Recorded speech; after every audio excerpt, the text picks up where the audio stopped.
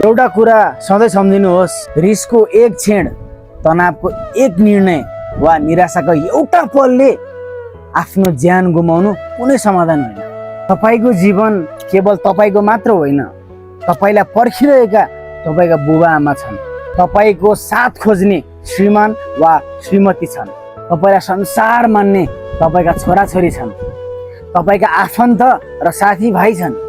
एउटा गल्ती सुधार्न सकिन्छ, एउटा मुद्दा लड्न सकिन्छ, एउटा जरिवाना तिर्न सकिन्छ, एउटा अपमान पनि समयसँगै बिर्सिन सकिन्छ।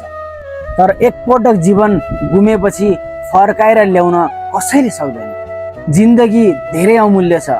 जति ठुलो समस्या आए पनि केही समय रोकिएर सोचौँ, आफ्नो मान्छेसँग कुरा गरौँ, आवश्यक परे सहयोग मागौँ। किनकि तपाईँ हार्दा एउटा व्यक्ति मात्र हार्दैन, पुरै परिवार जीवनभरि रोइरहन्छ। जीवन रोजौँ, आशा रोजौँ, किनकि हरेक अँध्यारो रातपछि उज्यालो बिहान अवश्य आउँछ।